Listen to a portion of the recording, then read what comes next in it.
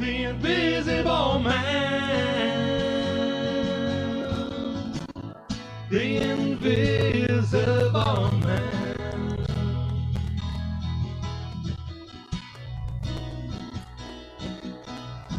Oh, the invisible man.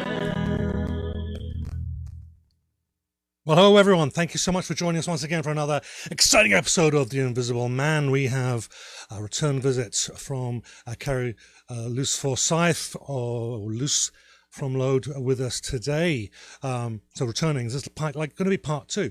In fact, for us, it's part three because we just had like 15-20 minutes of amazing conversation. Ryan, I think you have a clip of some of her music which we didn't get to last time. But let's get that started. Indeed. So this happens to be my absolute favorite track on the album. I've stated before that I love this album. This has become my summertime album, or at least one of a few summertime albums, definitely near the top. This is track number 3. It's called Worship, and it's a great way to bring in our guest, the wonderful, amazingly talented Luce from Load.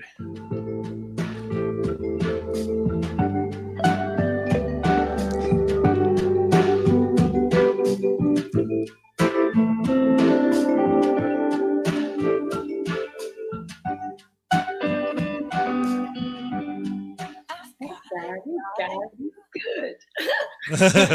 So that does not want to make you break out the Hawaiian grass skirts and lays, or just think about lazing somewhere on the beach or stargazing around a campfire. Well, we'll have to talk after the show because you'll have to scratch your head a little bit and wonder what's going on. But you probably did hear or even see Carrie on the screen. So welcome, Carrie Luce. It's the stage name Luce from Load. We're glad you could have us back, and equally happy that you're enthusiastic about working with us. Hooray! Oh my gosh, are you kidding? Like, you guys are not only a ball, but it's nice to work with talented people. Well, thank you. You know? I can see that my check has cleared. Thank you very much. There you go. Now you guys owe me one. No, you know, we had such a fun time last time, and we have things in common. And you guys have great technology. You do a really nice job. You know, and out of our last meetings and our community, our in common contacts, like we come up with some neat ideas and new shows and things to bring to people. And so, I mean, we get a chance to talk about that now and also do it. Yep, for sure. Thanks to you guys. You know, it's easy to come up with an idea. It's not easy to see it through to the end, and you guys have that, that ability. It's great. Well, it's a team. I'm half time during the show. I am distracted by all the technology. So be nice. It'll be nice for one day for someone to do that for me, and I can just relax and be my crazy me. All right, well, but one day. Right now, Mark something could do all the technology. Okay. Yeah, because I end up doing that all the time anyway. And if you ever see, if we ever do end up doing something live, you'll see me. I'll walk into the stage with a giant touring box that's like a gator box, and in it I've got a power distributor, a headphone amp, all our capture devices, a sea of wires, a graphic EQ, and a little soundboard. That's and then I've got my arm and my boom and everything here, so it's quite a little setup I've got here. In fact, I can't. I know people don't know. They think you just open up your computer and kind of do this, but there's so much that goes into it. And this foundation is like a springboard to some of the things we're going to do soon. So it's just great. It's like almost like these are rehearsals for bigger things, and they're a great way to reach people, and they're good practice for all of us. Honestly, it's like a band rehearsing when we all get together. I like that. Yeah, it's a lot of fun. And it's actually, it's funny. The audience won't know this, but we were talking, we had like about 15-20 minutes where everything was ready to go. And we just talked, and that conversation that we had there, Luce, that was the inspiration, because Brian and I will do that as well. We'll be on our own. And that's like, well, we've got to record this stuff because this is just the way we are. We naturally enjoy each other's company. We naturally have lots in common, and we argue as well. We disagree as well. I don't say we argue, but it's good. And argue just nice for something disagree, and actually, it's part of the reason our relationship has has really gone the way it has is just because Mark and I, we don't always see eye to eye on everything, but we're willing to accept the other's viewpoint and kind of try and look at it, at least try and look at it from the other's perspective, even though we don't adopt it as our own. So it's a pretty chill place to come in, and we're glad that that not only that you enjoyed your last time around, but that you're keen and eager to keep working with us. So right on, life is good. Yeah, it was good. So, it was a very similar relationship that we had with Phil. It was just suddenly bang. We just hit it off. He's just one of us. So we have to get him on the show, and then we kept him on the show. We wouldn't let him leave. So this is great stuff. I kept him alive for that purpose. Indeed, and we are. And we're paying you back by allowing you on our show again. There you go. Our way of saying thanks. So actually, I suppose that we should probably at least follow one or two of the notes that we had put down. Sure. So I'll segue into this. It's not going to go out. I'm going to read it out of order because I'm famous for doing stuff like that. Carrie, you had a big show on the 27th that was to promo the Canadian homegrown documentary and to get out there with the Bulldog. I was it was mixed feelings for me because that was the day that we took off to go on a family vacation. So obviously I'm all keen to go on a family vacation, but I was like, I've heard this really cool band that I'm into. I love this album. We've had a great session online. So for all of us who couldn't be there at the Canadian Homegrown Documentary Party at the Bulldog Events Center, please let us live vicariously through your story here. Okay. Well, first of all, literally, radio DJ legend Howard Manshine, he hosted the night. So the big H was there. And so if you follow me on Facebook or Load, you probably saw Howard and I get up to some antics. I've known Howard for a long time, and not to say that either of us are old, but I think we refer to each other as antique and classic. So we've been around for a long time. But it was who's which? That's that alone. I mean, not trying to blow off the movie or anything, but to hang out with Howard Manshine is always a blast. And he was really gracious with the bands, really endearing, and got to know a little bit about everybody and spent some time with everyone. And so that was wonderful. And of course, Ken was set up, and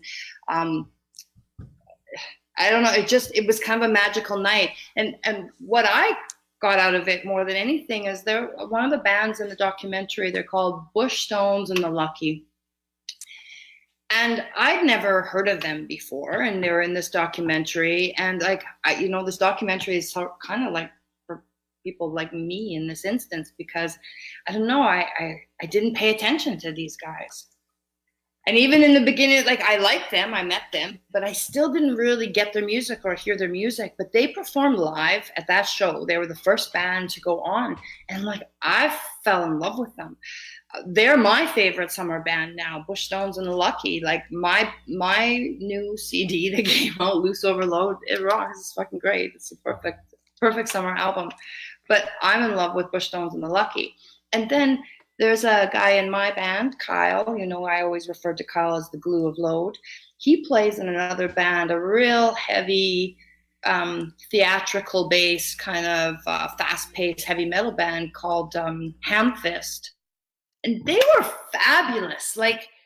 Kyle just knocked it out of the park with that. So then that was remarkable because I, like the people you're going to hear complained about in the documentary, thought, another heavy metal band, and they were amazing, and I'm so excited for them, and I hope they record soon, and I can't wait to actually see them play again. I think they did some stuff for the Jarvis Avenue Fire. They lended a hand to charity there. I didn't get to go and see them, but and then there was Barry G. Player, of course. And if you know Barry's been around a long time. He's played for a long time, and I've heard him and stuff. But I swear, I fell in love with him at this show. I don't know. The show is magical, is all I'm trying to say. And not just because of Load. And I don't say that very often. Well, that's great. We have a couple of people joining us here online. Obviously, my lovely wife, Jessica, has joined us. Hello, Jess. And Shalim, we were talking, saying good things, Shalim, about you offline before we went live here. Shalim's got a couple of really good questions for you. The first one I'm going to ask is directly related to the Canadian Homegrown documentary. Luce, where can we see this documentary? Is it ready? Is it coming down the pipe? How can we get that? How can we see this? All I know at the moment is that it is going to be ready for a release date in September. I think it's near the end of September, and they've got it down to the 2 venues where in Winnipeg where it's going to be premiered, but it just I don't think it's quite been decided. So it's in its final editing. I heard that it's better than they expected and a good place to go from here. So I've only seen like literally maybe 22 seconds of it. I don't know. I don't know yet. Was it the big close up of your face? Is that what you saw? Or if the documentary is lucky, that's what they'll do. Well, or was it the legs? Was it the legs and the everyone putting on the table? You know, that poster, I'm gonna mount that poster somewhere in my house. It was such a good shot. It was an accident, it was an accident, but that's like true life. That's what those legs look like. I don't know if this is incorrect for me to say, but I even got a little, like, let's say an anonymous letter from a man who is an amputee who just has one leg, and he thought my stumps looked amazing. And so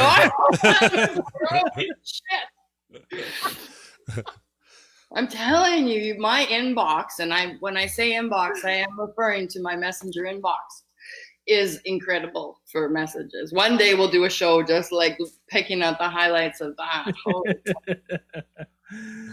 I don't know. I felt so honored. Oh, no, for sure.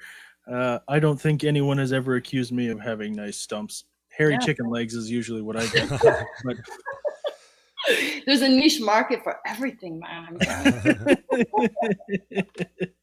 Right on. Yeah, actually, so Shalim has a second question. Actually, was when you're creating music, do you write the lyrics first, or do you compose the music first? Well, it's both. The band would prefer probably always to bring me an idea or a song or something that's kind of already cohesive. That then they give me like an inch to move it around and change things. But sometimes I write it myself, and that's what the 4th CD that we released just in June, called Loose Overload. It's a focus on songs that I've written, that I've come up with either first or I've chosen if it's a cover tune. There's a couple of great cover tunes on the album that people will recognize, and it's just they're the songs that have my touch in the very beginning. So they're either songs that I wrote by myself, or I brought the lyric and the melody in a vocal way to the band, and they were able to interpret that and write around them. So those songs are super special to me, and a couple of them were never released because I wrote them and the band didn't write them, and so they got to come out on this album. So it's interesting. I'll say 2/3 of the music of Load is the band first. The idea, the hook, the bass and the guitar coming together. That's our unit. But a little bit of it I did first. So, so when you're coming up with melodies, how do you capture that? How do you remember? I remember I wasn't able to capture the melodies when I first started to make up songs in my head until I could learn to play the guitar and I had some chords to hook to it. And how do you, not being a primary musician, do you capture that melody so that you remember it for the next day? It started with a cassette player. Oh, okay. Technology is great, yeah. Cassette recorder back in the day. Was it one of those long, skinny ones with the top? Idea. Yep. Mixtape.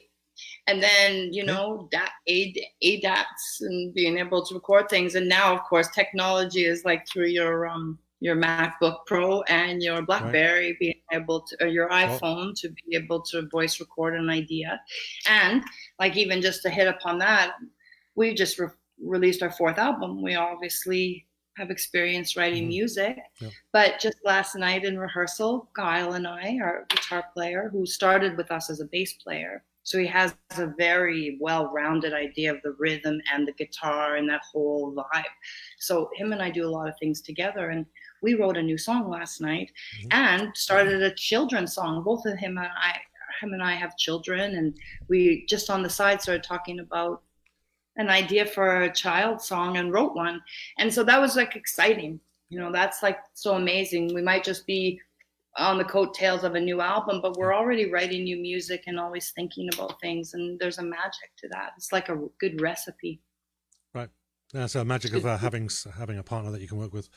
One of the so one of the rules as well, I think that where I've had such success in the past, saves us arguments, is that if we're working on a song or we're working on a piece and one of us says, no, I really don't like it, the rule is we don't argue it, we move on, we do something different. And I think that's part of it. And then that's a good way, because even if I like something and he doesn't, then it means that there's probably more people that aren't going to like it. And it just helps to get rid of that stuff that's not quite top notch, and we can just keep improving. Well, sure, right? you know, or you can also, it still might be a good idea, so it may just not be for now.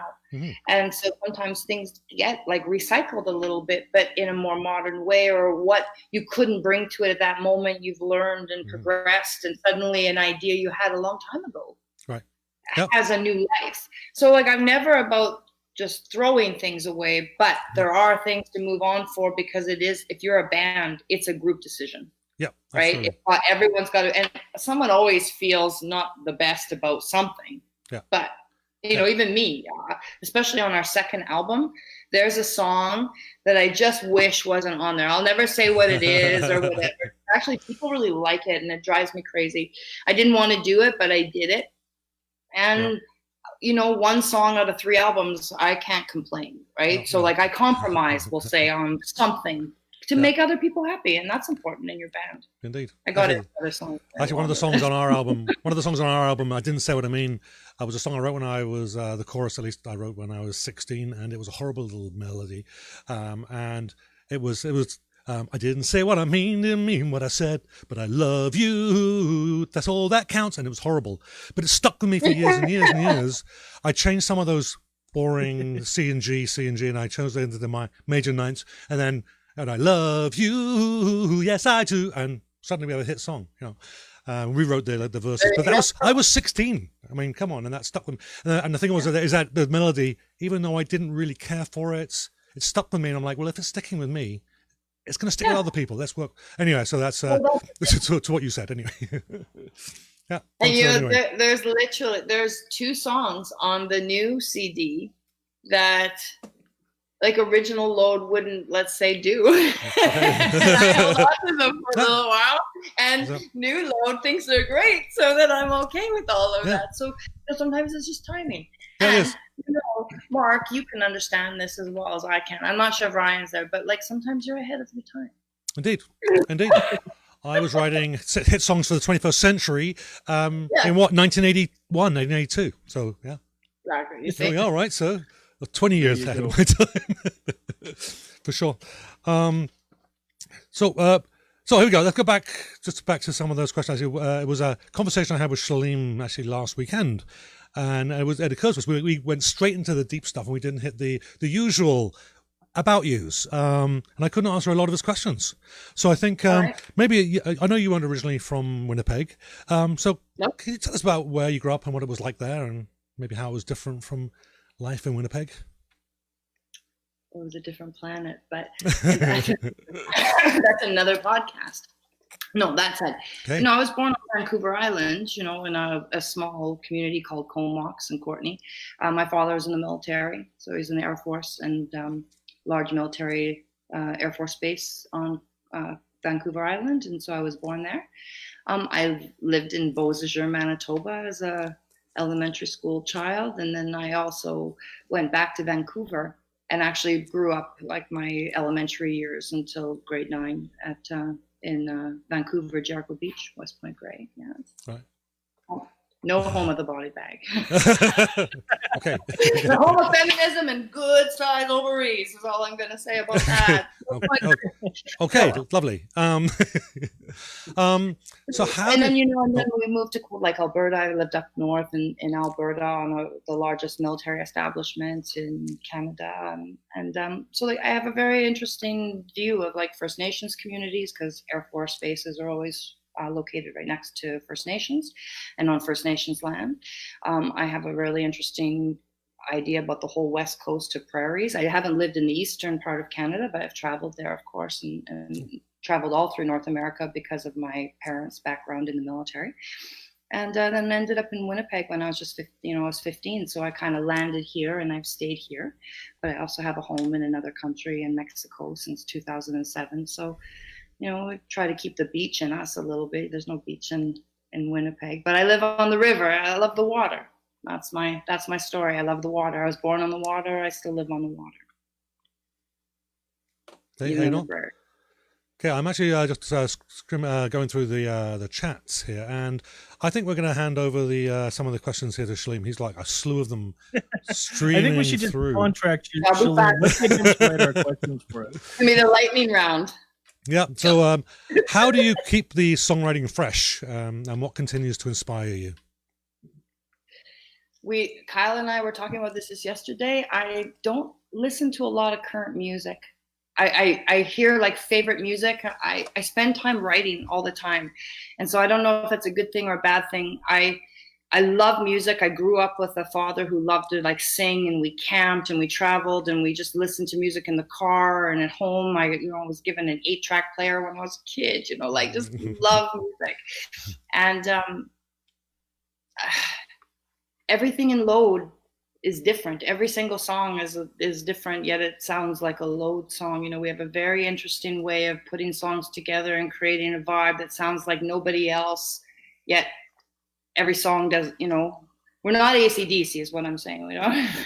Not every song is the same really song. You're not But Bon Scott would be a huge influence on me. Like if someone ever said I was the female Bon Scott, I'd just be like, oh my God, I made it. So like,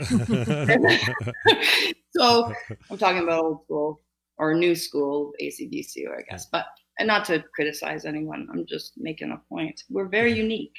And every song is fresh, and I don't know every song's fresh. Every song sounds different, and it's still Load. And I don't know how we've done that for 4 albums, but we have. And you know what? Maybe that's the key, because it's interesting you bring up AC/DC. I think when Back in Black came out, I remember seeing, this would have been like a compilation clip show of like all these old interviews with these classic rock icons, right? And someone had sort of criticized Malcolm Young, saying, or Angus, the brothers, maybe the both were being interviewed. I don't really remember. He says, oh, well, you guys have basically released the same album as last time. He says, no, you're wrong. We've released 8 albums that are just like the last one. They have their sound. They have their sort of blues rock, here's our 6 chords that we're going to use, and then let Angus go wild on the guitar. That's fine. That's fine. That's them, and that worked really well for them. But for us to reproduce that's not going to be, it's not necessarily going to work so well.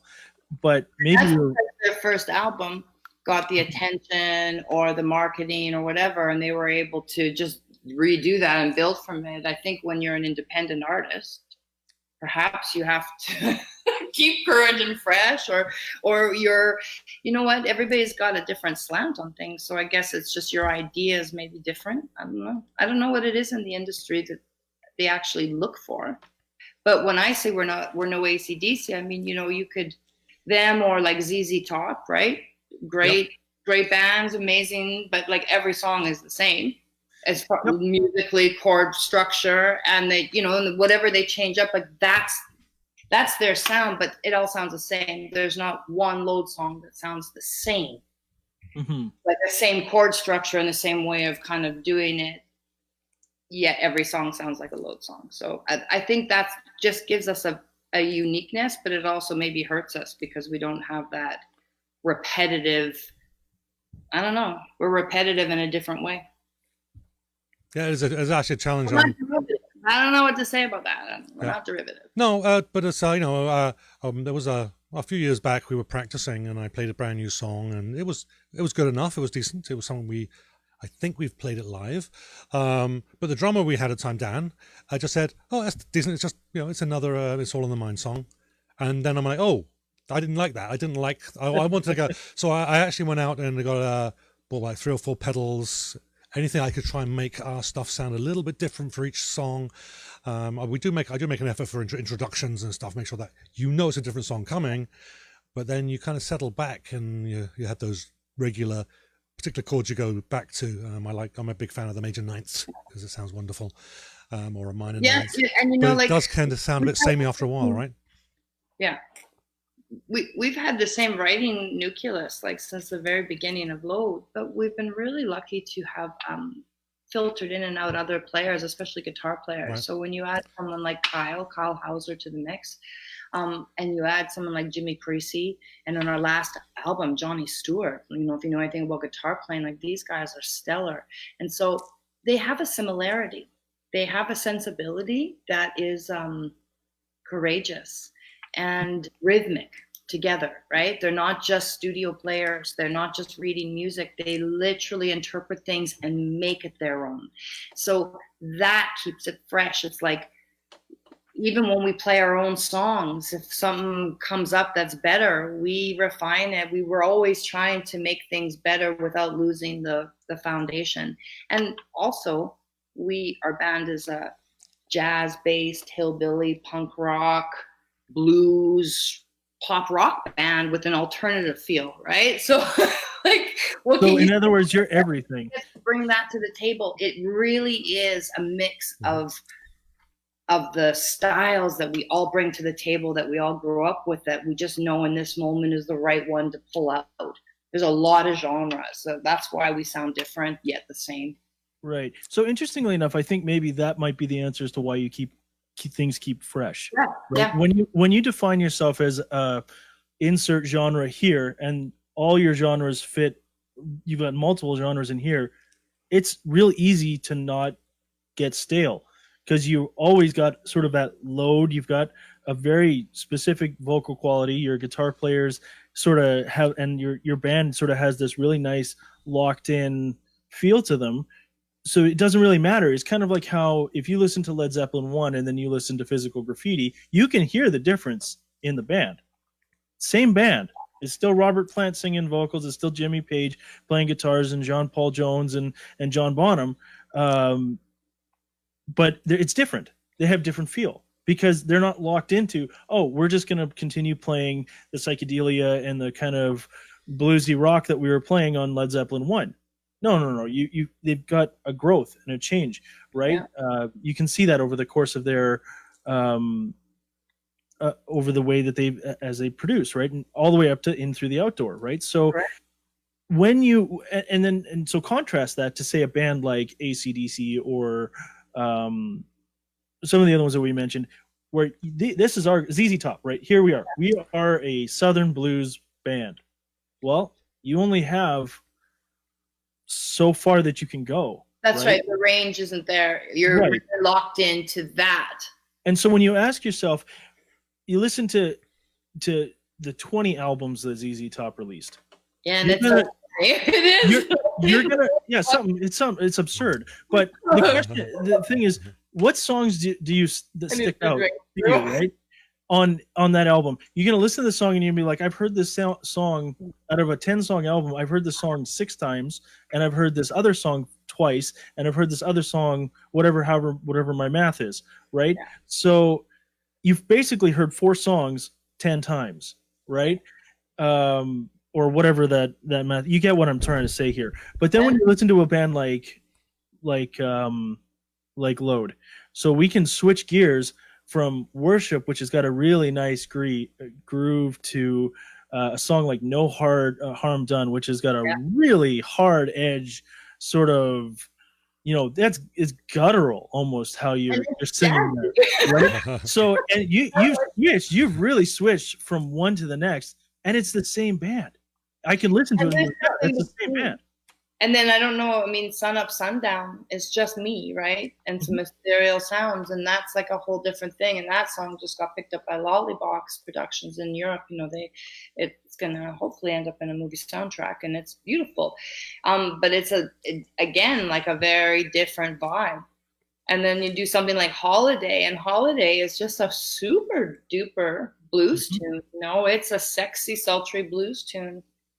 And Breathing In would be something more like a Radiohead, a Portishead, more electronica and something like. So it's all there, but it doesn't sound like different sounds. It sounds like Load. Indeed. No, I think that's how it's the easiest way to keep it fresh is you haven't limited yourself, but yet you haven't given yourself so much freedom that it overwhelms you. I hope so. Thank you for that. Okay, we actually got a few more questions from Shalene, but we might have to save those for later because we've only got about 20 minutes left. Luce has to get going. Apparently they won't hold the aeroplane for you. Who knew? No, so if we have time, we'll get back to that. But I just wanted to, because I suspect this is going to take a little while, just talk about what future plans do you have? What ideas for new ventures? Where you're going to be in the future? Well, so on the Load front, we haven't just released a new album, so we have some new videos that are being filmed that are going to come out kind of in conjunction with the release of the Homegrown movie. But the most exciting thing, kind of courageous, exciting thing, is a new podcast and production that we're going to do in conjunction with The Invisible Man, I might say. Surprise. A show called Cannabis Castle, where we have gourmet chefs that produce amazing recipes and food for certain musicians that are going to ingest them that are laced with cannabis. And it's also going to involve some variety, writing of music on the spot while people maybe are a little bit compromised under the effects of edibles, but maybe boosted, and we can come up with some amazing things. So it's all going to be caught live on camera, and it's going to be great. I don't know what else to say about it. So but it's happening next month. We haven't done the details, but I think we'll have The Invisible Man live while the setup, and then we'll actually do a little bit of filming while the real film crew's there, and then we'll do a bit of a behind the scenes as a follow up. So something like that. I think sounds like a lot of fun. That's definitely excited about getting involved in that. Good. We're all excited about it. We're anticipating that next month. Yeah. So Shalene did. It was one of my questions as well, but Shalene was keen because he missed your Cavern show. Okay. When's the next time he's going to be able to see you live? I don't think we have a gig booked, and I don't even think Kyle and I are doing a jam right now because we're going in. I have to leave the country. I'm off to Mexico just for a few weeks next week because of some work that I have to do there, and also to lay down the foundation. We're going to be shooting 2 videos down there, and 2 videos here in Winnipeg. So the next few months is more about rehearsing and getting ready for videos rather than performing. But if anybody knows some good venues that would like us, tell me, because we like to just show up. Like all of a sudden we have a day and then we're like, oh good, we'll go play there. So if you were just to show up somewhere, how many of you would turn up? Would it just be like the 2 of you, or would be in the full? Or for sure it would be Kyle and I, or sometimes we drag the whole band out for those things. It depends. If some of our band tours, they're old school touring musicians, and that's how they make a living. And so Load's not, when we're not writing or we're not in the recording studio, they're sometimes gigging out with other people too. So we have to sometimes be patient and wait for our very talented staff to come back to us. Kyle just got back from tour. Hamfist went on tour, for goodness sake, all through July. So put the damper on getting things done. So we work in segments. You'll see us for 2 months, it's all Load all the time. And then we don't do anything because people have to kind of just catch up on their life a little bit. Unfortunately, life has a horrible way of getting in the way. Particularly day jobs. I hate them. I want to do this stuff all the time. Anyhow, and we'll find a way. We have responsibilities. Oh yeah, children. Oh man, it's like 20 years of it's their fault. 20 years of not performing, it's their no, it's not really, but partially. Anyhow, so have you started to film any of the of your videos yet? One animated video that's coming out for a song of ours called Circus Song has been begun. I know I've seen maybe you could comment on that, Mark. Well, I wasn't fishing for that one particularly, but for sure. That one. Well, I mean, yeah, so we're working on working on an animated video for Circus Song. It's going to be lots of fun. Lots of circus themes, and I revealed to Luce just a short while ago. Watch out for a unicycle juggler. So that'll be kind of fun. And there might be some elephants, because everybody knows how much I like elephants, but we'll see how that all fits in. And the big guy. Indeed, there will be some tightrope walking going on for sure. So it's a bit of a challenge. Some of the stuff I haven't done before, but I know I can because I've already done some tests anyhow. So it's going to be probably a few months in We're pushing our boundaries a little bit. Indeed. I can't wait. It'll be a few months in the making, but yep, we'll be working on it. It's kind of I really love doing the animation, but I really love doing this as well. And it's kind of hard to separate everything and the stuff I have to do. And well, lots of excuses of why it's going to take a few months. Anyhow. So that's good. So what I was actually fishing for was you were going to be you were talking about recording a video on a yacht. Has that started yet? Was that one you did? No, but that's what I'm going back to Mexico to lay the groundwork for, because we have the yacht. I have a very interesting little space in a town in Mexico that I own on a marina, and it just happens to be a beautiful yacht club there that we're going to use and test the waters and do a video for holiday. And it's certainly not the kind of holiday you would be thinking of. That's all I'm going to say. It's definitely not a Caribbean holiday. Right. It's more of a busman's holiday. Well, we're all sitting on the edge of our seats here. I know, you'll have to wait for it to come out. I want to see what happens. So with the video on the yacht, I'm just kind of curious, is it something that you script out and it's planned, or is it going to be a bit of a magical mystery tour where you just kind of turn up and hope something happens? No, it's pretty scripted out. Because I don't know. Maybe we're probably the only people that could just show up on a yacht and film somehow. But this takes a little bit of planning, because of course I need the band down there, and I mean, who knows? Maybe you guys will even be down there. You never know what's going to happen. But you can think of it like a murder mystery. The reason you have to be on a holiday, you have to make it look like a holiday. Is all I say. Well, I'm English, and all the Poirots, I think pretty much all the good Poirots were English with the really bad accent, and I can do a really bad French accent, so maybe I could be a Poirot on this murder mystery. There you go. You can be the Clouseau. It'll be more of a Peter Ustinov's Poirot. So a Russian with an English accent doing a French one. Yeah. Because actually, the people who pitched me the video that wanted to do this video for us pitched it as this Caribbean fun holiday kind of theme, and I was like, geez, if you've ever seen the Load video, I mean, if you've ever seen East Van Rules, I mean, I get the shit kicked out of me in that video, and it's just acting. It was for a movie, but some people take that to heart, as a trigger or it's something intense, but. When we think about Load, we're the dark keys, we're the low keys. We're not the right hand, we're the left hand, we're in the little bit of life that is kind of hard and that we've all come through. We've all had our beatings, and we come through it for better people. And so I'm not saying it's good to get a beating. I'm just saying when life gives you lemons, you better make lemonade out of it, or you're not going to make it. Yeah. And Load is always about the hard times and the light at that end of the tunnel. And if you didn't have that light at the end of the tunnel, the bad times wouldn't be worth it. Yeah, for sure. Right. Yeah, the old adage, you hit what you aim for, right? Yeah. And I just want to listen, you guys. Thank you so much for having me on. I know you've got another guest, and I'll make my exit right now. And I'll see you in a couple of weeks. We'll do this again. Okay. Thank you very much, Luce. I really appreciate it. We'll talk to you soon. Thank you. Take care, Luce. Okay. Right, now we're going to figure out how to switch the cameras around. There we go. Okay, we're good. Yeah, we don't have another guest. That was at Luce very kindly kind of stepped in. We had Dan Chung on, and he had some arrangements. Unfortunately, there was a bit of a what's the word? Double booking. Anyway, so very big thank you for Luce for stepping in at the last minute, and I do apologize, Shalim, for all your wonderful questions. Hanging out there. We would have wish we had time, but we don't. But that gives us an excuse to have Luce back on again. But as you can tell, I think we're going to be having a long working relationship with her as well, just as we are with Phil. So this is good. Right. So, you know what? I usually like to do this when the guest is around, but if you're interested in catching up with Luce, we've got the contact information. So luceoverload@gmail.com.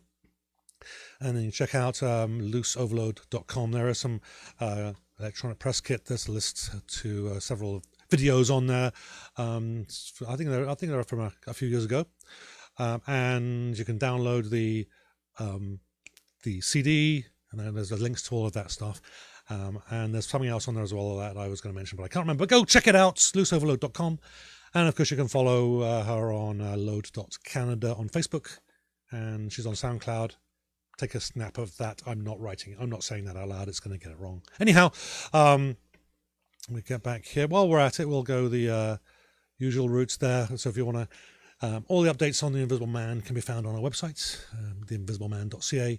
Pretty much links to everything are on there. So if you forget everything else, go there. Facebook.com. You can find us. It's All in the Mind Band, the Colorado Phil Show. Odds are, if you're watching this live, you're on one of those pages anyway, and you're probably already aware of us. And then sometimes we have YouTube. All shows are actually archived onto YouTube, and we do sometimes a live stream there as well, simultaneously stream. theinvisibleman.ca/YouTube. Easiest way to get there. And of course, you can reach me on Twitter at MD Stallard, and Phil at Colorado Phil1. And we should probably say something right at the beginning to Phil. Just say thank you, very, very big thank you, Phil, as usual, for allowing us to stream live to your Facebook page. I know usually you're here for these shows, but thank you very much, Phil. It was a big pleasure to have you on the team. Yeah, we missed you today, Phil. So when you see this, we'll see you on the next one. For sure. Okay, do you have anything you want to add? Or maybe we can shout out if anyone's online there. So Shaleem, obviously, been a big member. Good friend Catherine McGuee, I believe I finally got that right, has joined us as well. And we had mentioned that Jess was online as well too. I don't think she's online anymore. I think she's probably gone and doing some other things. So Shaleem was almost a co-host there for a little while, wasn't he? But thank you very much appreciated. And I'm going to make a note of some of those. I think there's a couple of questions that I missed, or we missed, I should say. We'll get the note of those, and we'll add those to the next show. There's some good questions there. Okay, I think there's just kind of one thing I was going to. I'm in the wrong place here. I was just going to kind of find out what the guys on the as we're leaving now, what the guys on in the balcony had to say about this show. I mean, what they say. Well, thank God that's over. Now we can disappear. Not literally. Hey, your clothes ain't supposed to disappear as well. Are you still here? I hate it when he does that. I'm going to put a bell on him or something. Okay, well, that was fun. Thanks, guys, up there in the balcony. So very big thank you for everybody for joining us, and we'll catch you again soon. I think we're here on the 24th or 26th with Carla Bonnell, and the 31st with Ronald Amata. We'll send out some links and everything for that. It's going to be a lot of fun for both of those events. Thank you so much for joining us, and we'll catch you again very, very soon. Thanks a lot. Bye-bye. Oh.